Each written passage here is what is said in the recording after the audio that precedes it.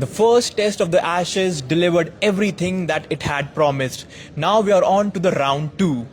England lost a close first match but are not ready to give up on their Bazball. In fact, they have said that they will go even harder against Australia in the second test at the Lords. England have won the toss and they have decided to bowl first on a lush green track. They have made one change. Moeen Ali is out and Josh Tongue is playing. And Australia have also made one change. Mitchell Starc is in and Scott Boland is out. So will England level the series or will Australia go 2 up? That's what we are going to discuss in this live. Hello and welcome to WION Sports Xtra. I am Nikhil Mathur and I'm joined by my sports editor Digvay Singh Deo and by my colleague Vidur Kathuria. The general... Come back to our original location. Yeah. If you That's where it all started. The home of the Facebook Sports Xtra. Exactly. The home of cricket and the home of sports Xtra. The home of cricket. Yeah. So the general trend is if you win the first test, you usually go on and win the Ashes. Now Australia are 1 up. And if they win this test, I mean, it's difficult for England to come back. It is. But I just think we need to first reflect on the toss. Yeah. I think it's a good toss to win and a good toss to bowl. Yeah. The fact that England have got an all-pace attack, so no Moeen Ali, so they got in Josh Tongue, and the reason he was picked ahead of Mark Wood, I simply think is because the last time he played at Lords when he made his debut against Ireland, he took 5 wickets. Yeah. So horses for courses for them. But I think the advantage is with them now. The Australian batting is shaky. Okay, let's forget Usman Khwaja for a moment. Warner isn't in the best of form. Labuschagne and Smith didn't make as many runs as Pat Cummins did in the last test, and that's going to be an issue. They made 35 runs. Okay. Yeah, but also the flip side is that the good batters on difficult wickets, that's when you see their quality. But the onus is now on Australia to bat out the day and not surrender. If Australia get bowled out today, then it's advantage England, which is what they wanted. So the test match, it's going to be close. See, we know that England may... See, Australia, if they play the whole day, will score 250, 260, 270, unless Travis Head goes for it. England will score 380. Even if England are not... have a disaster, they will still go 270 like last time. No, 270 is what they scored in the second innings at Edgbaston, right? So I just think that the onus is now on Australia. What you said about Australia, they need to take this to the second day. They need to negate England's sort of decision to bowl first. If they can do that, then it's advantage Australia. Yeah, I mean, very well put, because test match is about winning those small battles. So what do you think? James Anderson, he didn't have a great first test, but Lords, the condition, going to swing. Yeah, the condition going to suit him. And, you know, Broad has got Labuschagne out twice in the first test. And Warner? And Warner. Of course, tough test for Australia? Oh, yes. Actually, I think this is David Warner's final chance to make runs before he loses his place in the 11. Oh, but the team is picked for the first 2 test matches in any case. Yeah. So I think he has to make runs. Pressure is on him. And Stuart Broad will once again be quietly confident against David Warner. I think England, as usual, have gone aggressive. Sorry, you said quietly confident. Quietly confident. Would Ollie Robinson be overtly confident after his writing skills have come to unnoticed? No comments this time before the second test. Yeah, but England obviously have gone for a aggressive bowling lineup. 4 quicks, as we know. Moeen Ali was slightly injured in the first test. Rehan Ahmed was brought in, but obviously wasn't picked for the first time. It's going to swing. It's almost, we were looking at the photos of the pitch, and someone was actually comparing it to the grass courts of Wimbledon, which is not, we're going to be seeing that in a week's time. And the thing is also not just the grass, the fact that it's been raining half an hour back, the covers were on, that ball's going to turn, it's going to swing. This is perfect Jimmy Anderson territory. And I think it's going to be, the bowlers will play more of a key role in this test match, and I think they will decide it, and it will be a battle between England's bowlers, England's quicks and Australia's quicks.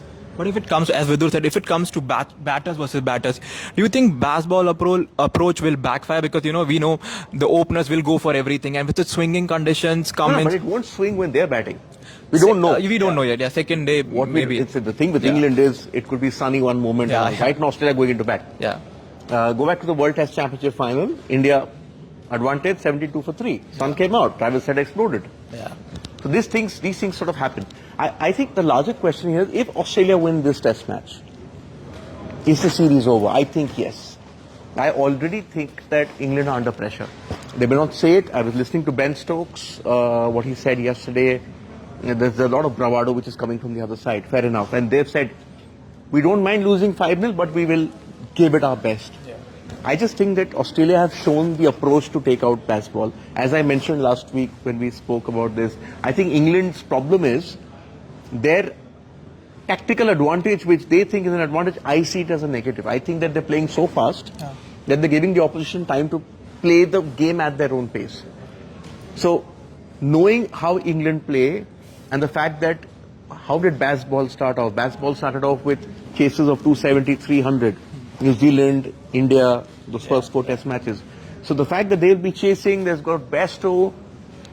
If I'm Australia, I'm saying I need to have at least 300 on the board in the final innings for them. Yeah, fair enough. That's something which the Australian bowlers will think they can sort of defend. And also the Australian bowlers are no mugs. If you're talking of English space attack, Mitchell Stark in these conditions is going to swing it. Okay. Going to get it. And Ben Duckett and Zach Crawley may want to throw their arms at it. When the ball is swinging so much, it's not advisable to throw it. Yeah. The easy edge basting was what you say in India, a pata wicket. It's like a flat wicket. Different when it's going this way. England, I remember it was the South Africa series. England have just lost 2 tests under Ben Stokes and Brendan McCullum. They lost the first test against South Africa and they bounced back, but not the first. They lost the first test and then they bounced back. But of course, Australia and South Africa are 2 different teams, but they do have it in them to bounce back. Well, if Australia win this test match, it will be. I don't see Australia losing 3 on the bounce. And of course, even if Australia draw the series, they will retain the urn and of course claim the Ashes once again, as they did last time in England. The series ended 2-2. But they've not gone there to retain the Ashes. Yeah, they want to win it in England. They're the world champion. They want to. The world champion happen later, but they've prepared for this. Yeah, exactly. Of course, I mean, I think their approach, Ben Stokes and Pat Cummins' approach, you can even see it in the press conferences. Pat Cummins is very calm, cool and collected. As we said after the first test, the common sense approach that prevailed in the first test. Ben Stokes, of course, they are relentless. They won't change their approach. But I think slight tweaks, as we mentioned after the first test, tweaks of having that proper test match mentality. I think England will have to sort of incorporate that in their approach. No, but that approach, Vidur, is not down to the way they bat. I think the batting will still be the same. It's the calls that are being made by the strategy team, McCullum and Stokes, on when to sort of go for the jugular and when to perhaps just back off for a bit. I think being ultra aggressive at times could backfire. There's another thing which I am wanting to see is the England we know haven't reacted very well in the past, if you leave Bazball aside, haven't reacted very well in the past to adversity. Yeah. So, if Australia win this, then as Glenn McGrath was saying, he said everyone's having a crack at me. If Australia wins, they win 5-0. Yeah. So then a lot of that mentality comes in. Also, we shouldn't forget that this test match is being played within a day and a half of that report coming out. Which has even raised questions about Lords, where the match is being played. Okay, a lot of these players are playing for these counties. Yorkshire is Root, right? Yes. Root plays for Yorkshire, right? Yes. So a lot of that is in the back of your mind. And listen, when you start losing consistently, when a negative sort of a thing gets into your mind, it's very difficult to come out of that, which England were in at one phase when they were losing. You remember, they won one test match in India and then they lost everything right up till the Ashes and West Indies. It's difficult. No, and the approach has been criticized. We were discussing that Geoffrey Boycott said that if you want to entertain, go to a circus or something, and we have seen more of those comments. So, if that common sense, do they need to apply common sense at some place? That Digvijay said, the think tank needs to know when to take those. Will only increase if you start losing matches. Yeah. Your approach will only be questioned once you start losing matches. So the pressure will build. And Australia will also put pressure on them. Australia are riding high on confidence. They won the first test. Now they feel like they believe they can go on and win this test match and make it 2-0. And once it, as Digvijay said, once it's 2-0, massive pressure on England. Australia, they haven't won a series in England since 2001. And this, could end up being a sort of one-sided series. But, having said that, Yeah, it won't be a 5-0 series for sure. I expect England to win one at least. Glenn McGrath may be getting a bit ahead of himself. But yes. No, but hang on. It's also the mind games are not just going on in the middle, right? Yeah. Ollie Robinson said what he had to say. You had Ponting reacting in a podcast. You had Matthew Hayden reacting back home in Australia. Yeah. Listen, when you're playing Australia, the former players, yeah, they become always. part of that pack. It's okay. We need to just remember that. The thing is, for Australia, stick to the approach. I think they've worked out a way, and like you spoke about South Africa didn't have the batting to go toe-to-toe with England over. They had the bowling. Yeah. So I think Australia have that mix of batting and bowling, and we saw you don't need to go a hammer and tongs like, say, a Bairstow to puncture Bazball. A gritty Rahul Dravidish kind of a Usman Khawaja effort sort of frustrated them. Just a word about Nathan Lyon. He will be playing his 100th successive test. What an achievement, Just the 7th man. Yes. And first bowler. Yeah, first bowler. First and bowler. what an achievement for a spinner, being part of the Australian team to play 100 successive tests. And interestingly, the late Shane Warne didn't play that. yeah, interestingly, the last match that he was omitted from was the 2013 Ashes, and guess where that test was? Lords. Full circle. Yes. Yeah. Okay. Coming up, so what do you think? Coming up to start of play, what do you think?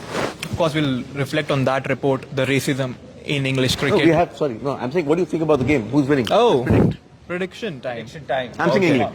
I'm saying the fact that they won the toss, bowling, England. I want England to win. I want it to be a evenly contested series. That's your heart. What does your head say? Heart and head. No, head I'm not putting. Head I can't say. Head is Travis. Head is on Travis. England, heart with England. Okay, James Lawal says England may have a chance. Ron Van Hees says Australia will win. Just give us your comments as well. Yeah. Sort of take it up and have some discussions around it. Vidur, what's your take? I think England would win. It'll be 1-1, and it sets up for. Our viewers on Facebook, on WION's page and across social media don't agree with you actually. They say that who will win the Lord's Test? England 46%, Australia 54. 54. Close. Close. Probably the Not as close as the 52-48 one, right? yeah. The day before. Day before. Yeah. Okay, so this is obviously going to be our top focus when we come at 6:30. But apart from that, Yeah, as I'm asking you because you're the chess man. Hans, obviously the chess cheating scandal, there were no updates from it for the past couple of months, but today Hans Niemann's 100 million lawsuit was tossed away by a court in US. So it's a big win for Magnus Carlsen, nchess.com and the other three players that was accused in the lawsuit. And the international chess body FIDE will also give its report. Their investigation is complete. That report will be out later this year.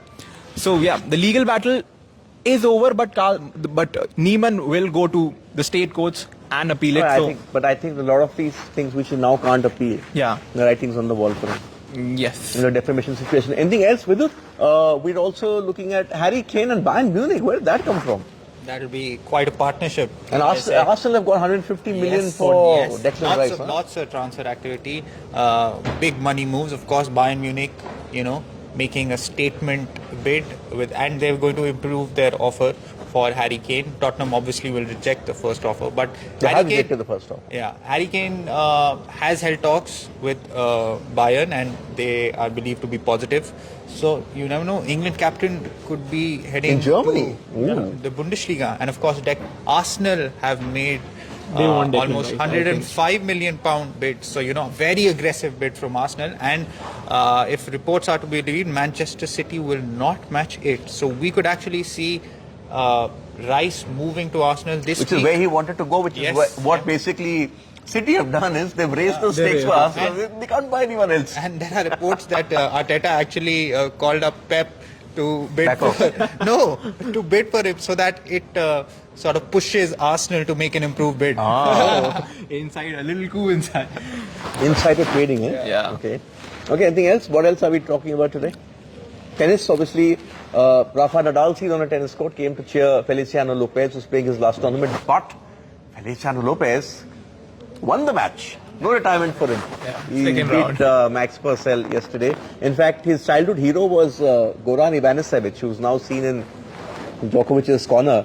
But he's gone past him in terms of most aces. So 10,244 aces. The next highest Spaniard on the list is 5,000 behind. Oh, a that's lot. some start. Yeah. Yeah. So yeah, That is much more. yeah, that and much more on our show at 6:30 p.m. IST. Thanks for tuning in.